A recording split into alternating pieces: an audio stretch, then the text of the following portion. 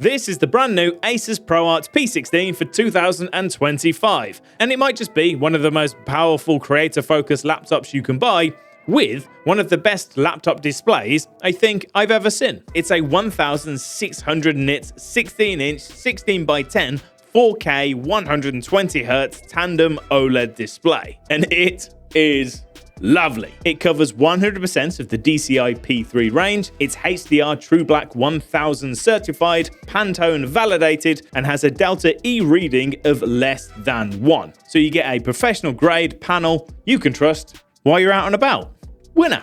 Now it is a glossy panel, so you will get some reflections, but it does feature an anti-reflective coating, which does seem to help with just a little bit.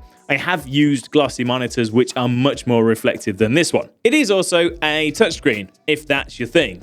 I've never really seen the benefit in a traditional laptop like this that doesn't fold flat or isn't a hybrid, but if you like using a touchscreen, this is a touchscreen. And it is compatible also with the Asus Pen 2.0, which if I'm gonna use the touchscreen on here, it is to do a super quick doodle or to sign a quick document and that sort of thing. One of the biggest issues people had with last year's model was the fact that it was limited to just 60 Hz. They have fixed that this year, 120 Hz with VRR as well. One small quirk which is worth mentioning, and I think it's due to the fact that this is a touchscreen, is in certain dark areas, shadows, that sort of thing, if you get super close, you can see a sort of a texture, a graininess to the display. It's not distracting and you don't notice it at all at normal viewing distances.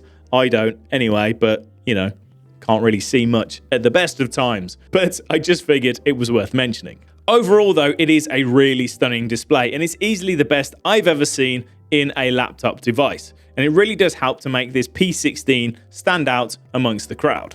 Under the hood, we have the AMD Ryzen AI9 HX370, and it's a solid performer. In Cinebench 2024, we get a multi-core score of 1093 and a single-core score of 113. That puts it just above the M3 Pro in terms of multi-core and just behind in terms of single-core. It's pretty close to the desktop level Ryzen 7 7700X. However, it does get a little bit stomped by my MacBook Pro M4 Max, which, let's be honest, as far as CPUs go, is a beast. Now this model, it's the top end one, is spec'd with the maximum 64GB of LPDDR5X RAM, running at 7500 MHz. And as mentioned, that is the maximum. So there's no 128 gigs here, 64 gig is the most. That memory also isn't user upgradable. But the real star of the show is of course that Nvidia 5090 laptop GPU, with its 24GB of GDDR7 VRAM and 1824 AI TOPS for all of your AI accelerated goodness. And the best news of all, especially for us video editors and creators, is that these new 50 series of GPUs now finally have hardware acceleration for 422 10-bit footage, which means timeline performance, even using 4K, 6K, 8K, 422 10-bit, is buttery smooth. Now, it's not just general timeline performance, because GPU-heavy effects like the film look creator and noise reduction are handled extremely well as well, due to the sheer horsepower of this 5090. It can blast through most of them, giving you generally real-time playback even at 4K. And thanks to all of those AI TOPS I mentioned earlier, all of the AI accelerated features within DaVinci Resolve Studio are super quick as well. Magic Masks, even the new Magic Mask 2, which is generally slower than the old version, really quite nippy. It's a good 2 or 3 times faster than my MacBook M4 Max. Face refinement, same story. Super scaling is super quick too and has the Nvidia super scaling option. Even speed warps, which are notoriously heavy and can make even the most powerful systems really start to chug, do pretty well. 4K speed warp better does start to drop some frames, but lower the timeline resolution scale down to half and you're back to real-time playback. Now, if you like benchmarks, you like hard numbers, our good friends over at Team2Films have created a DaVinci Resolve benchmark tool which you can use. While the P16 did the free timeline in 4 minutes 30, the CPU timeline in 4 minutes 27, and the studio timeline in 4 minutes 45. Compared to my M4 Max MacBook Pro, The MacBook was a little bit quicker in both the free and CPU timelines, but was a fair chunk slower in the GPU-heavy studio timeline. Now, for a bit more of a real-world test, we've got the MacBook and we've got the P16 lined up here. We've got a 5-minute timeline within DaVinci Resolve consisting entirely of 6K open-gate 420 10-bit footage shot with an anamorphic lens on a ultra-wide timeline. We did a very, very basic grade, just some balancing, and then we ran that timeline out H.265. So the MacBook was actually slightly quicker in that instance. We're not really utilizing the power of the 5090, it's just been de-squeezed with a small grade. We then did the exact same timeline once again, but this time with the Film Look Creator enabled, giving it a bit more of a look, a little bit of halation and bloom going on. Now we're starting to utilize the power of the 5090, the P16 is starting to step ahead. We then did it one last time with the Film Look Creator enabled, and we used a little bit of noise reduction as well, and one of the shots had a magic mask enabled. The P16, 10 minutes and 36. The MacBook, 27 minutes and 24. So that's a really good conclusion and a really good example to show you, if you're just cutting things up and doing a basic grade, not much difference between the two. But the more GPU heavy effects you start to use, the more of these AI enabled effects that you start to use, then the 5090 does really start to step ahead. Right, next up, let's talk gaming. And while this isn't designed as a gaming laptop, there are better alternatives if gaming is your priority. With the 5090 inside, you would expect that it's pretty solid for gaming. And you would be right. And games look particularly lovely on that OLED display. Now, I've tested some of the games that I genuinely play rather than the ones which run the best or do the best benchmarks, so let's whip through those. First up, Elden Ring. It is actually locked at 60 FPS anyway, but you can run it at high with ray tracing off at the native resolution to get a mostly locked 60 FPS. Or lower that resolution a little and you can crank up the ray tracing to high and still get 60. It's also a surprisingly good looking game, especially on this OLED. Next up, Space Marines 2, which looks incredible. It just does. Ultra settings, native resolution, DLSS set to performance, and you'll be looking at around 50 to 60 FPS. Knock that resolution down to 2560 by 1600, and you'll be closer to 60 to 80 FPS. Then start messing around with the frame generation, which works really well in this game, and I don't mind it for games like this, and you can effectively double that, easily clearing 100 FPS. Plus, this game's great, and it looks cool. Borderlands 4, which we all know, runs like a pig on pretty much any system. It's not a particularly well optimized game, as I'm sure you're already aware. So we have to run this at 2560 by 1600, medium settings with DLSS and 2x frame generation to get close to that 120 FPS. It does still look and play great though, and it's a fun game. Or probably one of my favorite games of all time, which is generally pretty well optimized, Doom Eternal, which, as you'd expect, runs really well. Everything cranked to the max with ray tracing and no DLSS, we get anywhere between 80 to 100 FPS. Turn off the ray tracing or drop on a little bit of DLSS, you'll get those extra frames and get a solid 120 to 140 FPS. And overall, as you'd expect, to be honest, it's great for gaming. The GPU does only run at 120 watts. You can mess around with the settings and give it a bit more if you want to. I haven't bothered. It's technically not the full power of the 5090 laptop GPU. You may get that in a larger gaming style device, but in this P16, trying to keep it cool, trying to keep it smaller and lighter, creator focused, it runs at 120 watts, but that is generally plenty enough for pretty much anyone. Now, to keep all of that performance in check and keep this thing running cool, this high-end 5090 model comes with 2 fans and a vapor chamber, which do a decent job of keeping things under control under load. That's not to say it doesn't get hot and it doesn't get loud though, because it does.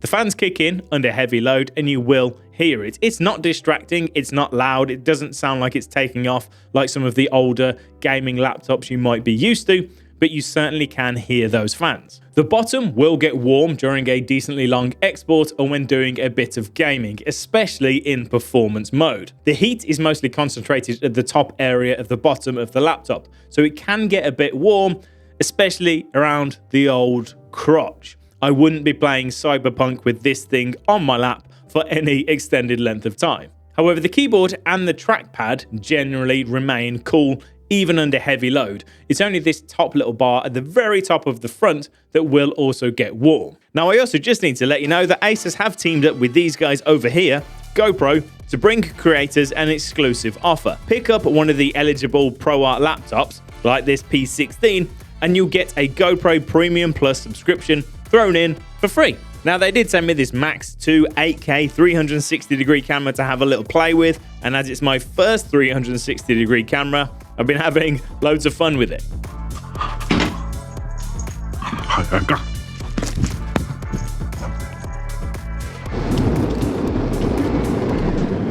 That GoPro Premium subscription gives you access to the GoPro Cloud, so you can upload all of your footage to the cloud to keep it secure. You can then access the GoPro Cloud via Asus's own StoryCube media management app. You can easily download your media from the GoPro Cloud, even viewing the 360-degree footage directly in the StoryCube app. Navigate all of your GoPro assets by time, device, location, or even by activity, because the AI will group them all for you, so it's nice and easy to find. You can then select any of your images or video and drag them directly into DaVinci Resolve or your video editing software of choice. Now, if you fancy learning more about the GoPro and Asus collaboration, simply click the link down in the description below. Right, let's get back to talking about this P16. Design-wise, there's not really all that much to say. To be honest, it's practically identical to last year's model, which is no bad thing because I personally really like the way this thing looks. It's relatively thin and lightweight. It only comes in this matte black color, which I personally quite like, and it does a decent job of hiding any fingerprints and smudges. The only real design to note is the little Asus ProArt logo in the corner of the lid. I think it's quite stylish and quite understated and won't look out of place anywhere, really. Now, the same can be said about the build quality. It feels sturdy, it feels nice, it feels really well put together. There's no real flex either in the keyboard tray or the general chassis, and the lid feels nice and strong as well. There is a little bit of wobble if you give the hinge a good poke, but it's nothing out of the ordinary. It's just a relatively thin and light, nice looking, matte black, well put together premium 16-inch laptop. Yeah. Open it up and you will of course find the keyboard, and it's really nice actually. I don't have a huge amount to say about the keyboard, to be honest. It's a chiclet style keyboard that doesn't seem to have changed all that much since the previous model. It has a nice layout, the keys are clicky and tactile with good travel, and I can type really quite comfortably and quite quickly. I like this keyboard, I like the layout, I like the size, I think it works pretty well. Yeah. Underneath there we have the touchpad, which is a bit of a chunker.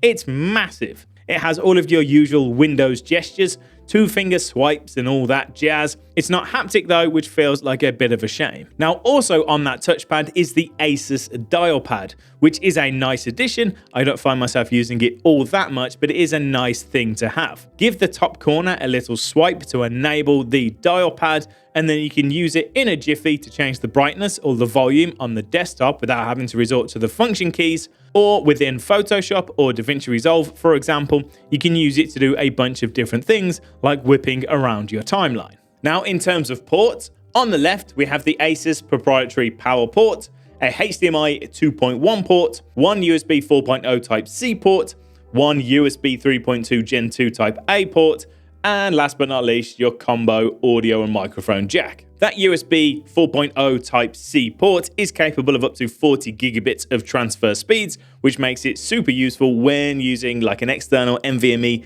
SSD. You can run all your media off there, jump into DaVinci Resolve, and you'll have no issues at all. It also supports up to 100 watts of power delivery as well, which we'll come back to shortly. On the right-hand side, we have a full-size SD Express 7.0 card reader, plus a USB 3.2 Gen 2 Type-A port, and another USB 3.2 Gen 2 Type-C port. Now, those ports on the right-hand side, being just 3.2, are slower. They're capable of just 10 gigabits per second. So if you are running an external NVMe, you'll want to use the port over on the left-hand side. Personally, I'd love to see at least two 4.0 Type-C ports because it just makes life much easier.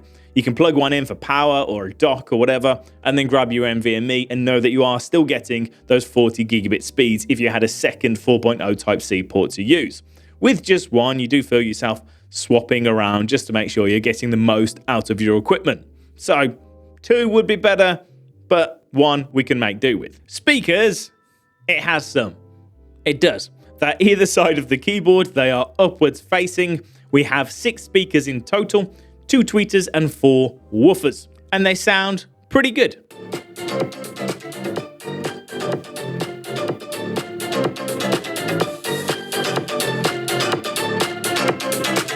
They're genuinely solid for all of your video calls, music, gaming, video editing, and just general casual consumption.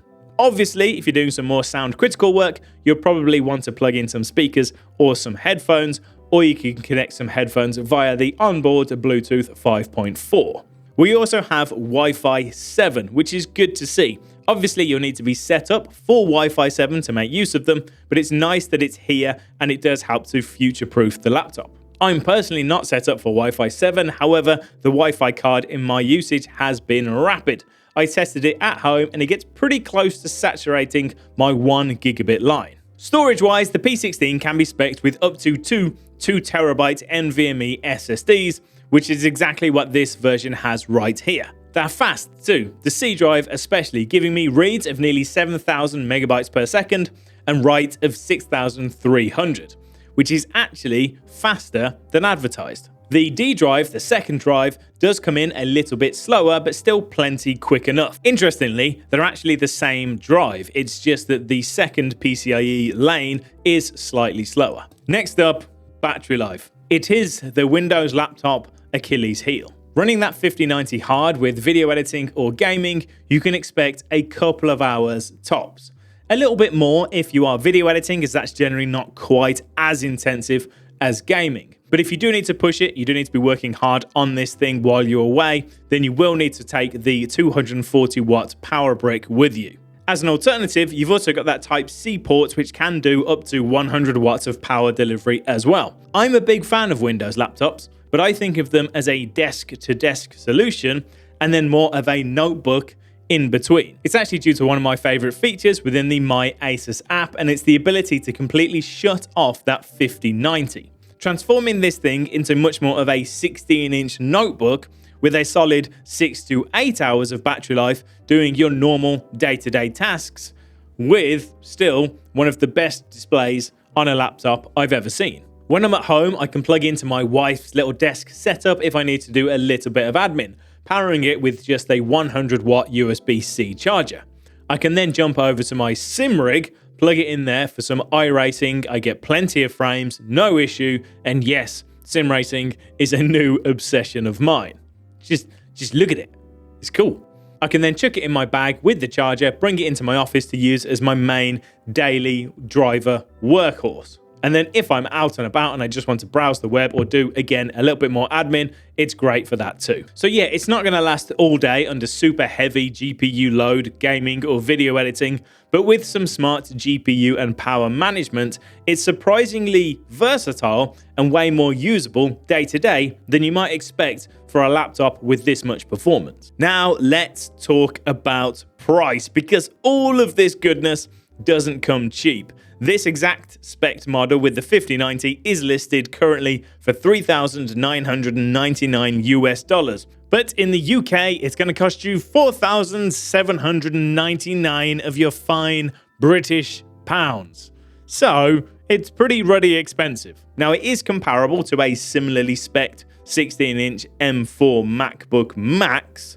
However, it doesn't matter which way you look at it. If you're spending $4,000 on a laptop, that's an awful lot of money. Whether it's worth it to you, only you can say. If you're looking at maybe a second device because you've already got a desktop and you just want something for a little bit here and there, then this probably is going to be a little bit of overkill. But if you're looking for one laptop to do everything, it wants to be your desktop at work and your desktop at home with some other stuff in between, it's probably one of the best options out there, if you can stomach the price tag. So to conclude and wrap this video up, it's a really powerful nice looking, relatively thin and lightweight, creator-focused laptop with one of the best displays on the market, but it comes at a price. I've been using it for a few weeks and I've really been getting on with it for all of the stuff that I do, a little bit of gaming and some general editing and the stuff that I do to run this YouTube channel. I think it's a really, really solid performer. It's just whether the price makes sense for you. Now, I actually edited this entire project on this laptop. It's all 6K, OpenGate, 10-bit 420 footage from a Lumix S5 Mark II. And if you'd like to know how long this actually took to render, it will be down in the comments section below. That's it from me. Thanks once again to Asus for sending this over and sponsoring this video. Thanks for watching. Take it easy. I'll see you next time.